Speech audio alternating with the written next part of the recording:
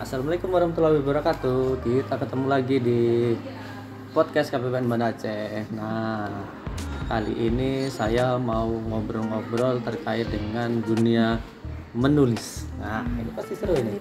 Nah, muda itu kan. Kita tahu lah mungkin atau ini ya sudut pandang saya pribadi lah ya. Saya merasa bahwa anak muda itu sudah mulai luntur gitu ya kebiasaannya membaca dan menulis juga, literasi lah secara umum gitu ya. Nanti mungkin kita akan sedikit menyentuh terkait literasi keuangan ya, kaitannya dengan pinjol dan segala macamnya itu kan banyak. Kemarin kan ada kasus juga tuh yang anak muda mahasiswa terjebak pinjol. Benar. Nah, itu kan karena mungkin kurangnya literasi kan. Nah, hari ini kita mau ngobrol terkait itu. Yang pertama saya mau tanya kebiasaan kalian lah kaitannya dengan membaca dan menulis seperti apa gitu. Gak harus tiap hari lah, misalnya ya kebiasaannya seperti apalah gitu. Ayo silakan diceritakan. Kalau dari Aisyah nih Pak, kalau dari Aisyah pribadi, Aisyah tuh senang Pak membaca apapun itu gitu ya. Mau itu Twitter, terus komen-komen netizen di Instagram gitu kan, itu Aisyah senang gitu, kayak mood kali gitu kan. Jadi kalau lagi gabut tuh baca aja komen netizen, itu nambah wawasan juga kadang Pak. Betul.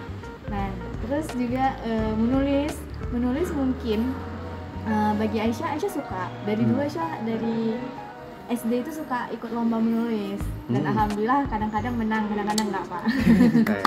Nah, cuman semakin kesini mungkin ya Pak, semakin Aisyah tuh tidak meluangkan, bukannya nggak punya waktu ya, tapi tidak meluangkan waktu Aisyah untuk menulis. Sedangkan sebenarnya ide-ide itu datang silih kapan berganti aja ya kan Pak? Kadang di motor kita dapat ide, sampai sini udah lupa kayak gitu kan Pak. Dan mungkin supaya Aisyah bisa kembali menulis gitu ya, kayak dulu istilahnya gitu Pak ya, itu mungkin lebih ke Aisyah yang harus meluangkan waktu Aisyah gitu. Ya juga, coba juga gimana? Oke Pak, jadi mahasiswa bicara tentang membaca dan menulis kan literasi. Jadi sebelumnya kakak saya Yuka sekarang berada di semester akhir. Ya, jadi berbicara tentang semester akhir nggak jauh dari namanya skripsi gitu Pak. Nah, jadi untuk sekarang mungkin kesibukan membacanya itu lebih membaca ke artikel-artikel ilmiah ataupun jurnal gitu Pak, untuk proses penulisan skripsi. Dan dari bahan ya. Iya, dari bahan ujung-ujungnya untuk bikin skripsi juga. Dan mungkin seperti Kak Aisyah juga sesimpel membaca cuitan Twitter orang-orang atau membaca komentar itu juga salah satu hal yang bisa kita dapatkan informasi gitu kan. Terus juga kalau sekarang mungkin kita bilang Yuka sebenarnya baru sadar juga sih Pak pentingnya membaca itu saat lagi skripsi ini gitu. Karena sebenarnya sejujurnya ya Yuka juga bukan orang yang suka membaca, nggak terlalu suka gitu Pak. Lebih ke anaknya visual gitu. Nah, tapi sekarang setelah lagi masa-masa menyusun skripsi ini ternyata emang membaca sepenting itu gitu Pak. Informasi itu segala macam kita dapatkan dari kita duga-duga juga Pak, kita lihat fenomena sekarang juga bisa dilihat, kita baca juga gitu Pak dari sosial media seperti itu Pak. Itu sih Pak. Ayo Yuli silakan. Perkenalkan saya Yuliana Fitri, usia 24 tahun, ibu-ibu muda. Asik. Jadi harus dikasih tahu dulu Pak, jadi biar tahu gitu. Kenapa saya membacanya seperti itu gitu Pak. Nah, jadi kan ini masa-masa dimana saya bilang kehidupan saya itu lagi sibuk-sibuknya Pak, karena masih punya bayi gitu kan Pak ya. Jadi kayak dulu sebelum nikah dan punya anak itu, kalau misalnya masalah membaca itu saya lumayan cukup sering ya Pak, kayak sebulan itu bisa sampai dua buku yang lumayan berisi lah Pak. Buku apa itu biasanya? Buku kayak ya novel. Kayak tentang novel, motivasi. Motivasi atau tentang ya masalah literasi keuangan kadang-kadang Pak, tapi yang ringan-ringan. Saya bukan tipikal pembaca yang berat gitu Pak, agak susah gitu kan. Jadi saya suka baca artikel-artikel ringan atau buku-buku ringan gitu Pak, tentang motivasi atau apa gitu Pak. Nah, kalau misalnya masalah membaca, budaya membaca saya itu memang dari kecil saya suka baca. Jadi sampai pernah dibilang di keluarga besar saya itu, saya kalau dapat kertas cabai, kan ada buku cabai, itu pun saya baca gitu. Katanya waktu saya kecil saya kayak gitu. Keren sih. Jadi sampai waktu sebelum TK saya sudah bisa baca gitu karena Oh, diajarin iya. oleh sepupu saya yang dulu gitu kan Pak. Nah saya sering ditinggal sama orang tua saya, jadi saya dititipkan ke dia, diajarin gitu kan. Nah jadi saya suka baca dari dulu gitu. Tapi yang semakin kesini tuh bacaan saya yang awalnya buku-buku itu berubah jadi ke sosial media. Nah mungkin kalau Bapak tahu ada nama aplikasi namanya Quora. Oh iya. Ya. Nah di situ jadi kalau aplikasi Ini lain kan bukan endorse ya. ya, kalau aplikasi lain kan lebih ke visual gitu kan Pak, kayak Instagram, mungkin Twitter juga bacaan sih, tapi kalau misalnya yang Quora ini dia full teks gitu, full teks gitu. Jadi kita biasanya ada orang-orang yang mengupload kayak tulisan-tulisan ringan ataupun ada yang berat-berat tapi pendek-pendek gitu Pak. Nah itu saya suka baca di situ Pak, karena kan sesuai juga sama kondisi saya sekarang yang tidak memungkinkan untuk baca yang harus berlembar-lembar ya, nanti berjilid-jilid harus diselesaikan gitu kan Pak, karena kalau udah baca terus nggak selesai terus kan nggak enak gitu kan Pak. Jadi saya suka yang sekali habis gitu Pak. Nah paling itu kalau misalnya untuk baca sekarang ya Quora, di situ juga semua kan ada kayak kita ada tentang politik, ada tentang keuangan gitu Pak. Itu sih Pak yang sekarang saya ini. Kalau buku-buku tebal untuk saat ini tidak, maaf dulu. Maaf teman-teman. Off dulu ya, gitu kita ya. berpisah sebentar. Ada ini nggak buku favorit gitu nggak? Kalau buku favorit yang ini sih Pak, saya suka buku yang novel sih Pak, novel kayak novel-novel Terelie gitu Pak, yang lebih relate ke kehidupan atau yang sejarah. Jadi kayak tentang kayak fiksi tapi dia tuh ada dasar sejarahnya gitu Pak. Gitu. Kalau Aisyah? Apa nih Pak? Buku favorit? Buku favorit. Atau bacaan favorit lah gitu.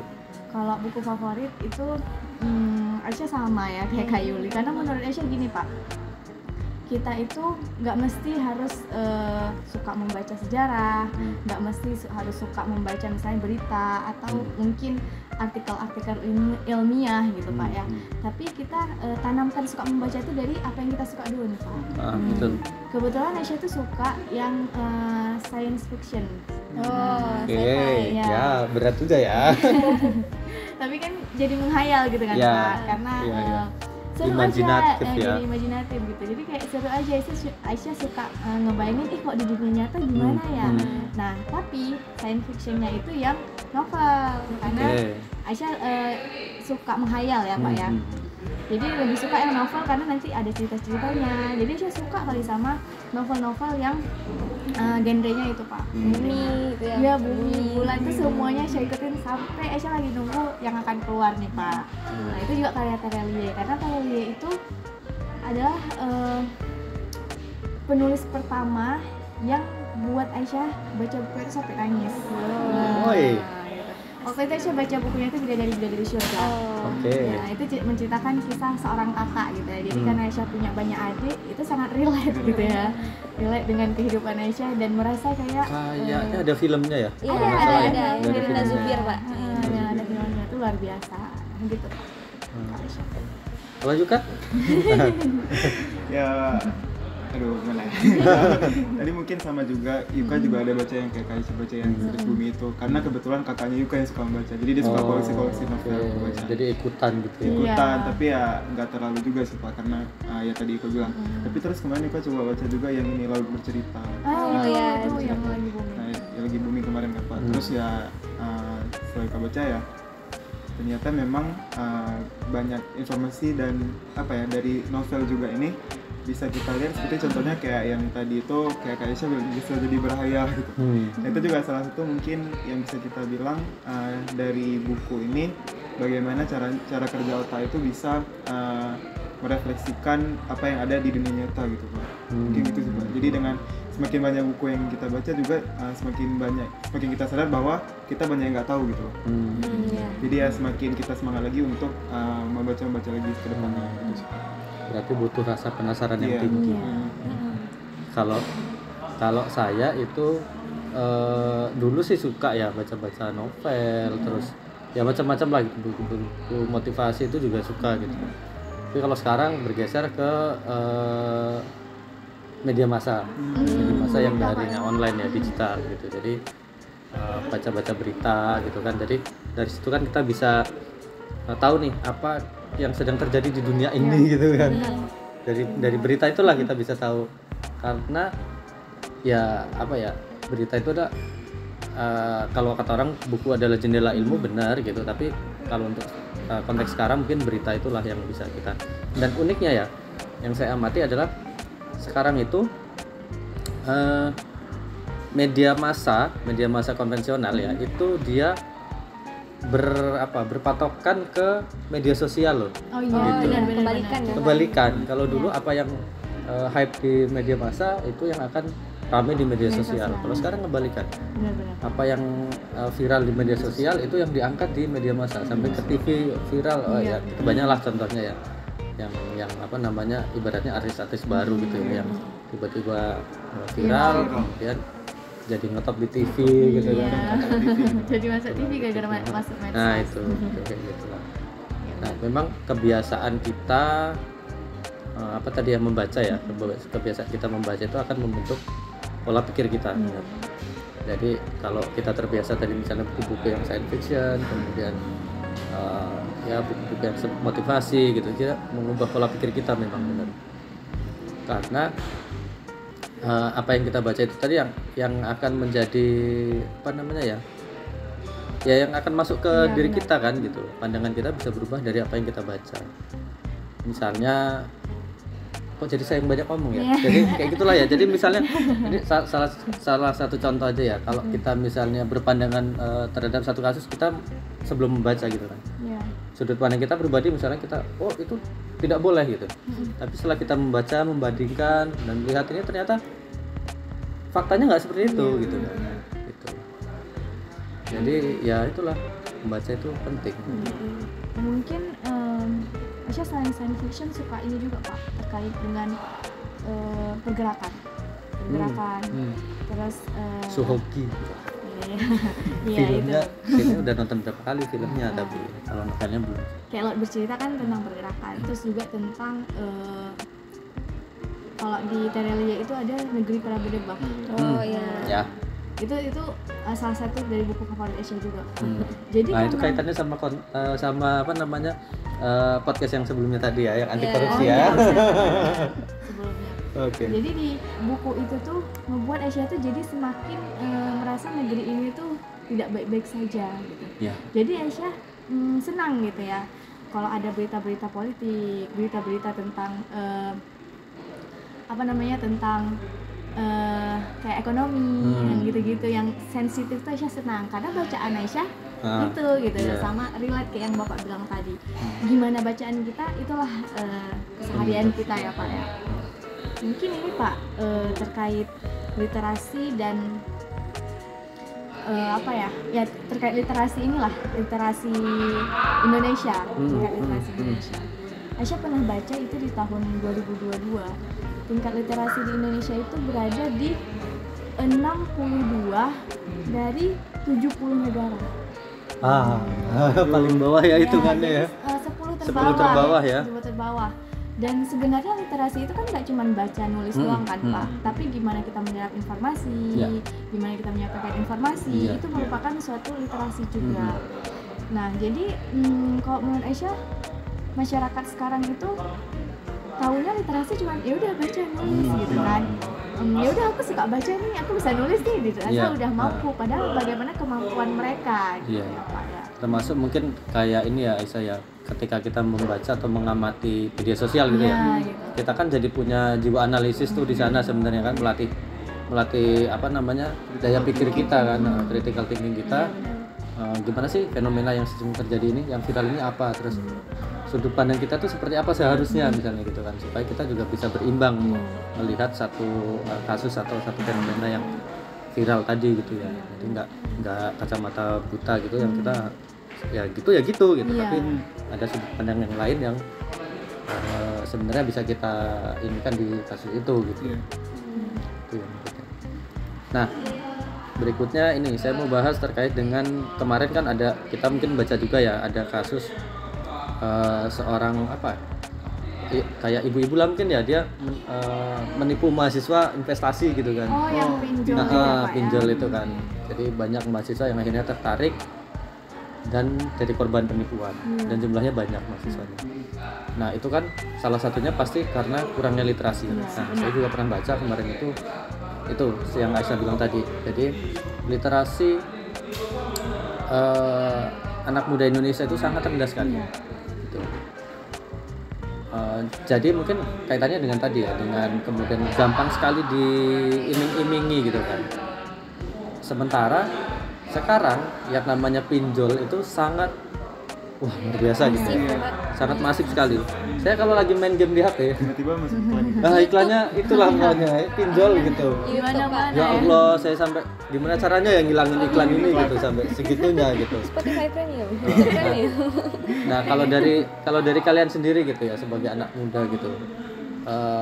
Gimana sih kira-kira mengatur keuangan gitu misalnya, atau supaya itu tadilah nggak mudah tergiur oleh pinjol. Dengan sedarurat apapun lah kita ibaratnya butuh uang, janganlah sekali-sekali misalnya terjebak pinjol gitu.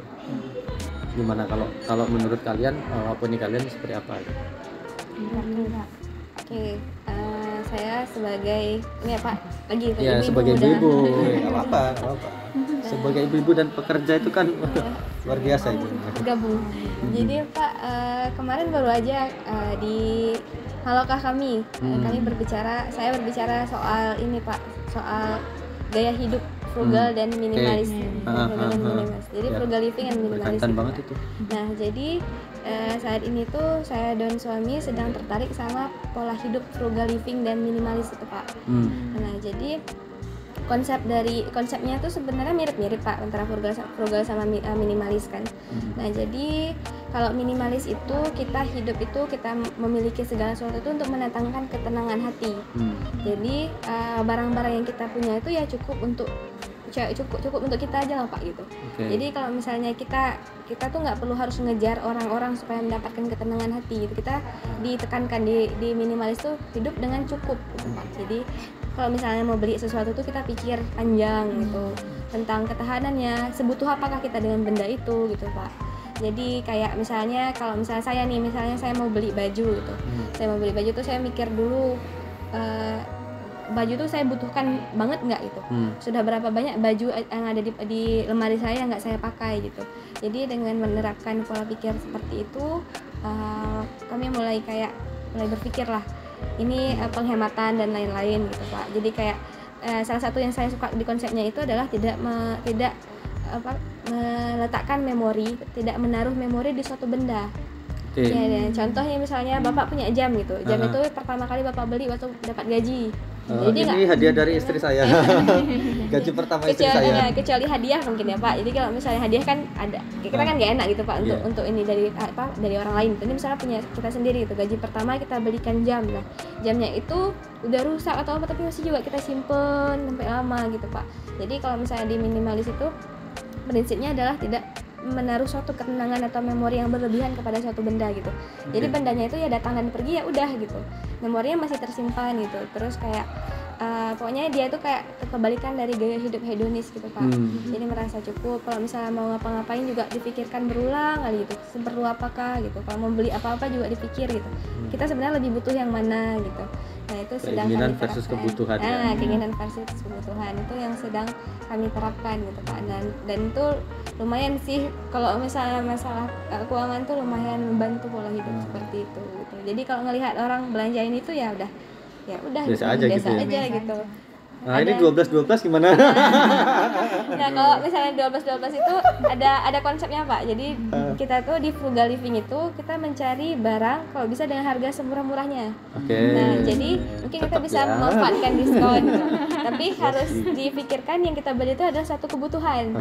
Contohnya misalnya mau beli kayak sabun atau apa itu kan memang kebutuhan kan Pak. Nah, momennya itu kapan? Itu juga perlu perencanaan kan Pak. Kapan ada diskon di sini, kapan ada diskon di sana. Itu termasuk dalam tips and trick di situ. Bagus tuh Kak, bisa ditiru tuh. Sebagai mahasiswa kan harus punya perencanaan yang baik. Kondisi. Gitu. Terus cukup tadi ya, cukup. Jadi mau beli mobil cukup, mau beli pesawat cukup gitu ya, mau beli pulau cukup gitu kan. Tiap orang beda-beda. Bener. Gimana kalau Aisyah gimana? Yang mahasiswa terjebak pinjol tadi lah gitu, konteksnya itulah. Seperti apa memandangnya gitu. Sebenarnya gini Pak, Aisyah nggak tahu ya ini berita benar apa tidak gitu ya.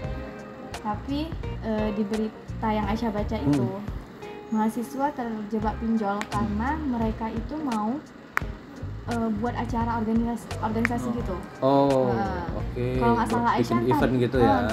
entah baksos, entah apa, pokoknya acaranya itu bersifat kebaikan, bukan yang untuk hura-hura. Nah, tapi mungkin itulah ya Pak, seperti yang Bapak bilang. Dimanfaatkan ya. Mereka mungkin tidak mencari tahu lebih dalam gitu ya, dalam penyerapan informasinya mungkin kurang, atau mungkin bisa jadi gini loh Pak. Kadang ada kondisi-kondisi tertentu yang kita tuh secara tidak sadar. Nah, kalau orang mungkin bilangnya hipnotis atau apa, karena kebetulan ini berdasarkan kisah kawan Aisyah sendiri gitu Pak ya, karena kawan dekat jadi tahu kali gimana kisah dia. Itu dia sering ditelepon tiba-tiba dia kayak kehilangan kesadaran, dia transfer 500.000. Nah, jadi sebenarnya penguatan diri kita sesuatu. Tepok Pak. Iya. Jadi kalau ada teman-teman yang mungkin tiba-tiba pinjam atau apa, mungkin dia tidak sadar gitu ya, atau mungkin dia terpengaruh gitu karena kurangnya literasi itu, terpengaruh jadinya nggak apa-apa, bunganya sehari cuma 1%, 0,1 maksudnya per hari. 0,1 ya per hari, dikalikan aja ya kan Pak, dikalikan 6 bulan dia pinjam gitu kan. Nah mungkin itu Pak, jadi bagaimana cara kita menguatkan diri kita nih dengan cara paham literasi. Ya mungkin kaitannya sama itu juga gaya hidup ya. Iya, Jadi supaya kan kita juga mungkin bisa lihat lah ya, mahasiswa sekarang itu kan gampang sekali terpengaruh dengan teman-temannya gitu. Temannya punya ya gitulah ya. Saya nggak enak nyebutnya. Punya gadget yang berbeda dia ingin gitu kan, terus akhirnya minta orang tua nggak dikasih, kayak gitu kan. Wah ada nih iklannya muncul, lah itu kan dimanfaatkan juga mungkin dari yang kayak gitu-gitu gitu ya.